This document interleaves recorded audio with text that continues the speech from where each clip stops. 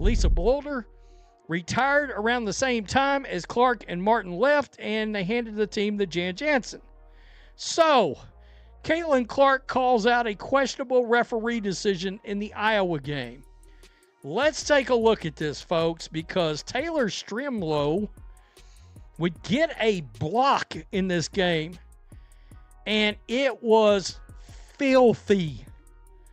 So she not only got the block, but she got in the defender's in the offender's face, and December 2024. Caitlin Clark is at home watching Iowa basketball. The NFL is on. The Chiefs aren't playing. And instead of doing literally anything else on a Sunday afternoon, she's locked in on her former team.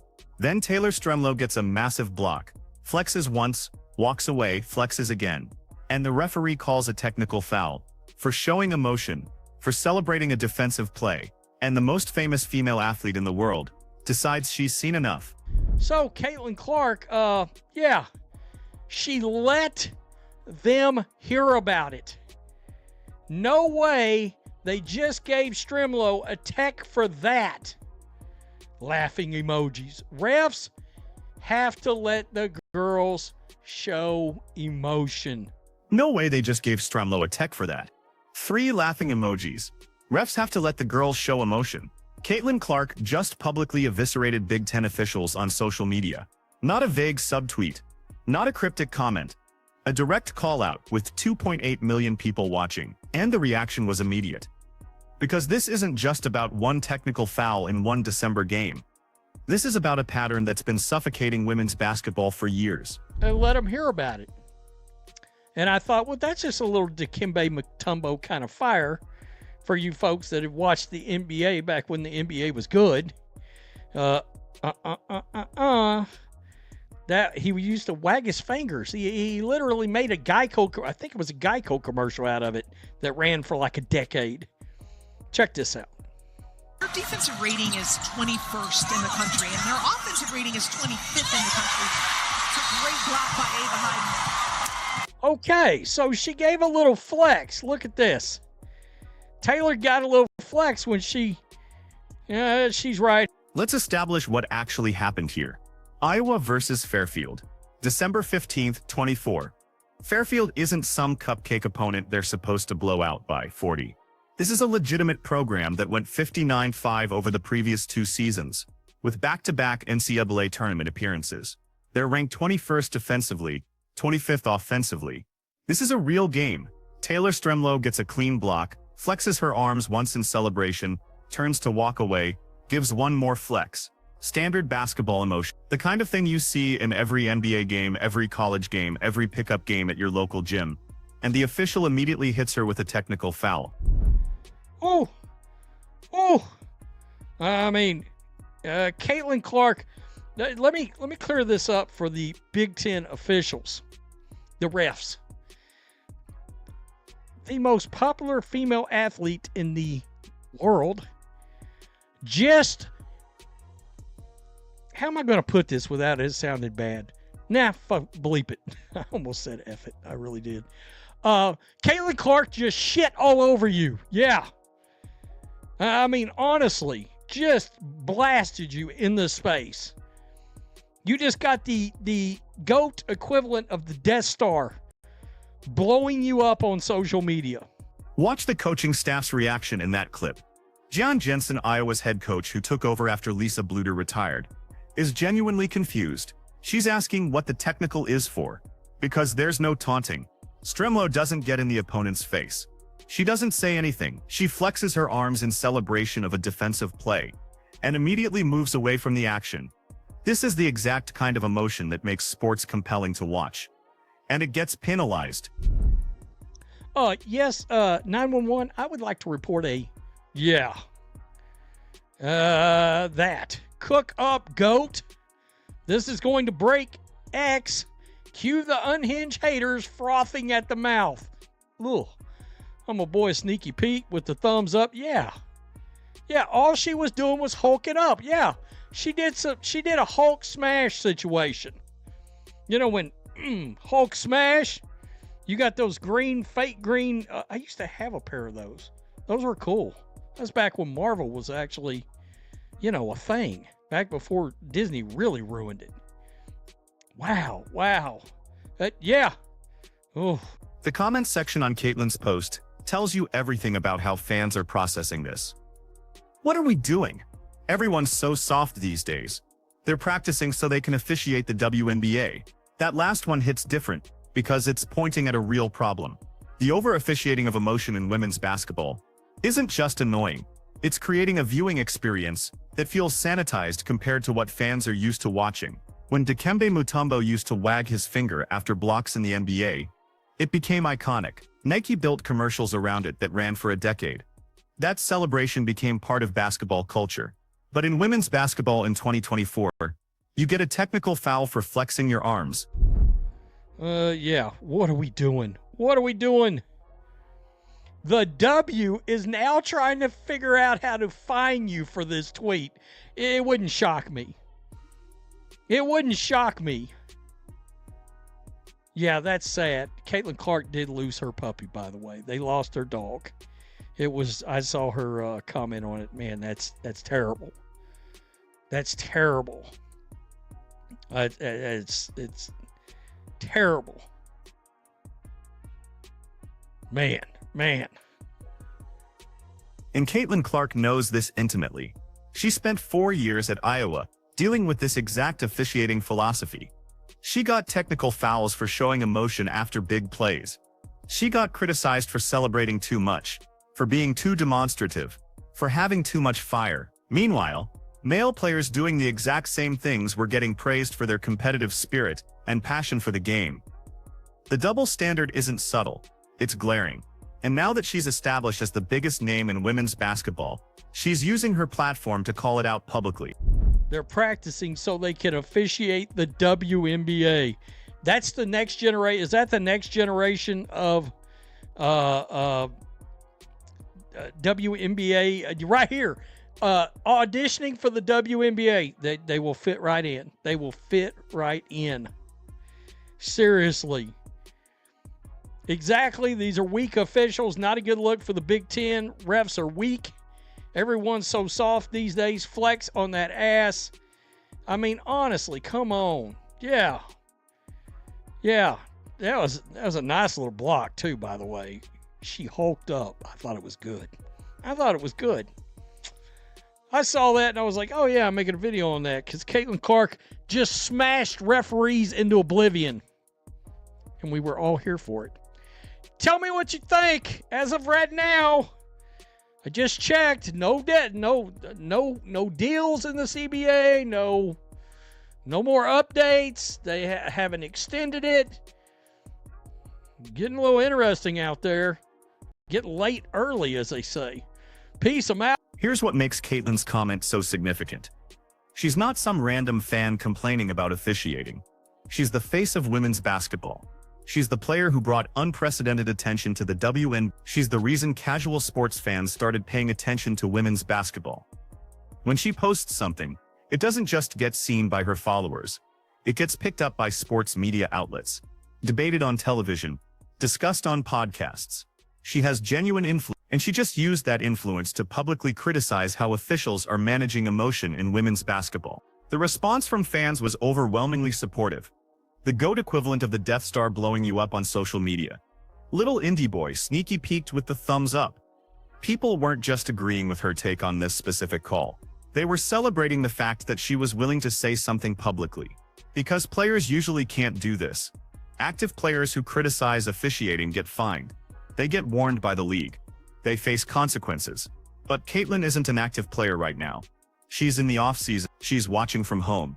And that gives her the freedom to say what active Iowa players couldn't say themselves. One commenter nailed it. The W is now trying to figure out how to find you for this tweet. It's funny because it points at something real.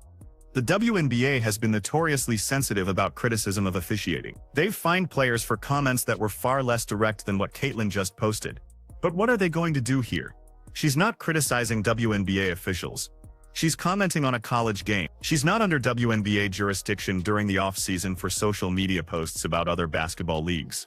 And even if they wanted to do something, the optics would be disastrous. finding the league's most popular player for defending emotional expression in women's basketball? That's not a fight the WNBA wants to have publicly. But let's talk about the bigger context here. This isn't happening in a vacuum. The WNBA just finished a season where Caitlin Clark brought unprecedented attention and viewership to the league.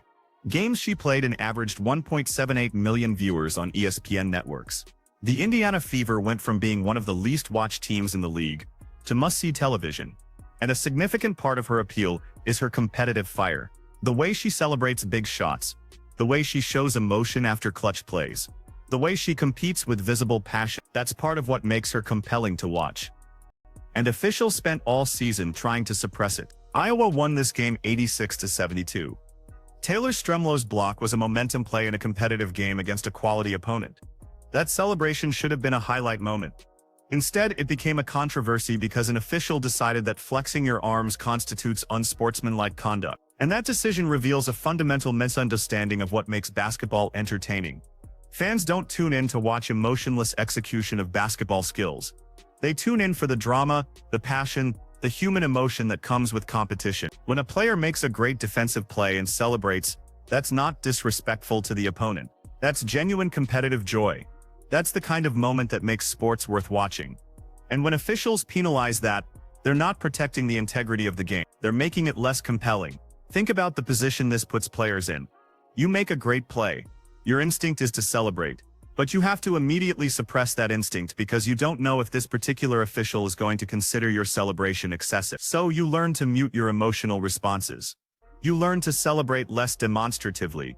You learn to show less personality on the court. And the game becomes less interesting to watch as a result. This is particularly problematic in women's basketball because the sport is still fighting for mainstream attention. The WNBA is trying to grow its audience, attract casual fans, build sustainable viewership, and personality is a huge part of that. Caitlin Clark became a phenomenon partly because she has visible personality on the court. Angel Reese became a star partly because she's unapologetically herself. A'ja Wilson commands attention partly because she plays with obvious passion. These players are interesting because they show emotion, and officials keep trying to penalize that emotion. The comparison to the NBA is unavoidable. NBA players celebrate demonstratively after big plays all the time. They flex.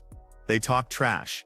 They show emotion, and officials allow it because they understand that personality is part of the product. The NBA markets its stars partly based on their on-court personas. The league embraces the drama and emotion because that's what makes the sport compelling. But in women's basketball, that same emotional expression gets labeled as excessive and penalized with technical foul. And here's the thing about technical fouls in this context.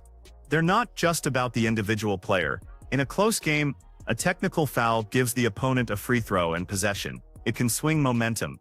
It can change the outcome. So when an official calls a technical for something as innocuous as flexing after a block, they're potentially impacting the result of the game over a celebration that didn't affect play, didn't taunt an opponent, and didn't violate any reasonable standard of sportsmanship. Caitlin Clark calling this out publicly matters because she has the platform and credibility to force a conversation. When random fans complain about officiating, it's easy to dismiss as bias or lack of understanding. When the most famous player in women's basketball publicly criticizes how officials are managing emotion, that's harder to ignore. She's not some outsider who doesn't understand the game. She's someone who played at the highest level of college basketball, who's now succeeding in the WNBA, who's experienced this officiating philosophy firsthand for years. The fact that she's willing to say this publicly, knowing it might create friction with officials, knowing it might generate controversy, shows how strongly she feels about it. She could have watched that game, rolled her eyes privately and moved on. Instead, she chose to make a public statement. She chose to use her platform to advocate for allowing more emotional expression in women's basketball. And the overwhelmingly positive response from fans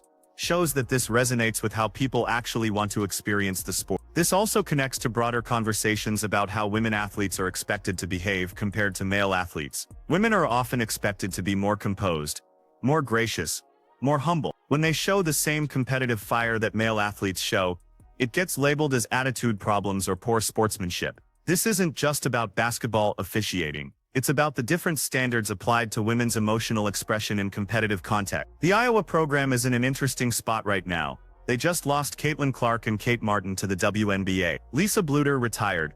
They're rebuilding under Jan Jensen with a new identity. and they're still drawing significant attention because of the program's recent success. Games are still being watched closely, and moments like this technical foul are still generating national conversation because people are invested in Iowa basketball. Having Caitlin Clark publicly defend the program's players, even after she's moved on to the WNBA, reinforces that connection and keeps attention on the team. The timing is notable too. This happened in December 2024, early in Iowa's season. Caitlin is healthy, she's engaged, she's watching games. The comment section on her post mentioned that there's excitement building around her return to Team USA basketball. She's clearly locked in on basketball right now, paying attention to the sport at multiple levels. And when she sees something that bothers her about how the game is being officiated, she's not staying quiet about it. So here's the question this raises.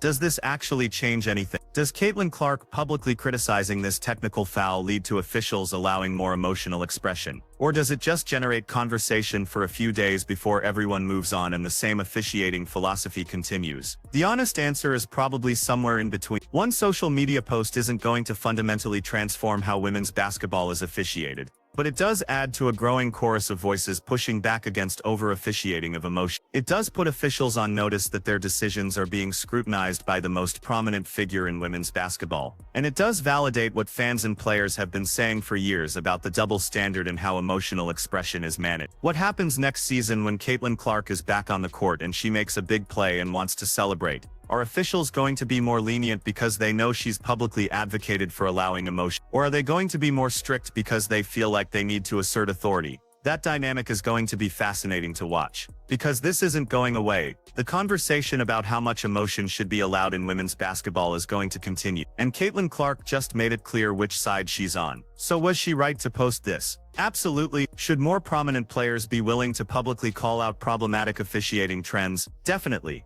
Is a technical foul for flexing after a block ridiculous? Without question. The only real debate here is whether public criticism from players actually leads to meaningful change, or if it just generates temporary conversation before the same patterns continue. What do you think? Drop your take in the comments.